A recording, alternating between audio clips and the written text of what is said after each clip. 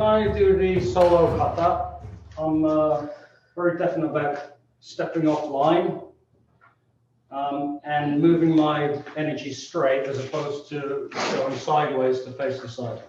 Kind of like doing Gesage kata. You don't turn sideways to do this, you take a positive step and then you turn into it. Essentially what we're doing is a one-sided grab, and the way we show in the beginning, for simplicity, is grab the wrist. But it doesn't matter whether they're grabbing the clothes, the arm, the hair, going for the leg, it doesn't really matter. It's a one-arm movement. So usually a one-arm movement means that they're going to be following up with things. So we want to make sure we move away. So if I grab with this hand, you move away from this side of my body. This is the danger side, so I don't go sideways this way. I take a positive step. So in the kata, to emphasize that, I'm looking that way. Obviously in application, I'm going to be looking at my opponent the whole time. In kata, I go, oh, okay, you've got to go that way. But then very quickly, you'll start to look where you think the opponent would be. So I'm in front, I go, everything body goes that way.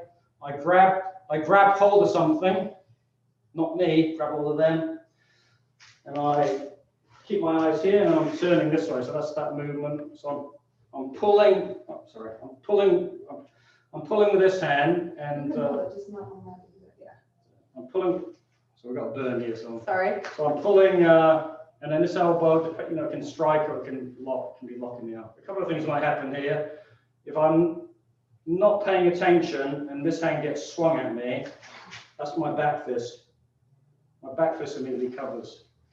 But also my back fist can be, if I do get going down, it'll be that. My back fist is against the joint.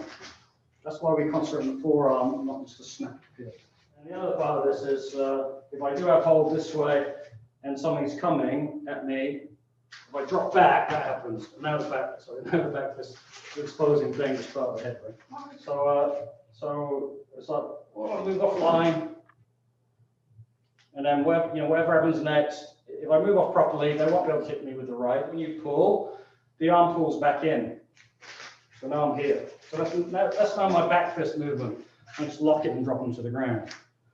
But I don't have to do that. I can also, like I say, if I step back, if you step back like the kata, they drop down. I don't have to step back. I can step in here, drive the elbow down that way.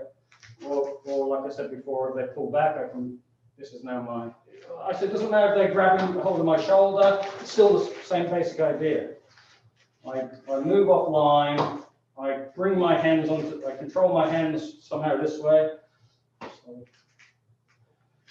it doesn't matter really how I'm doing that. Just let's hammer them. You can drop them all the way to the floor in those kind of techniques. Yeah, it's the same thing. Hair, it's going to be the same thing. So the principle is, although it can work against two-handed grabs, it's move offline from the opposite side of the body that is not grabbing off. So when I get to this part, if I'm attacking here and they put a guard up, I come in and I'm looking over my right shoulder in the kata because I'm moving across my opponent. So right now I'm here, I keep looking over my right shoulder and sideways on, now I'm here. I'm hitting them, now I go to the other side, hit them. So that's why you look like that. And from there, after you hit them, you kick that leg out and they're going to come down to the floor and that's how you attack well.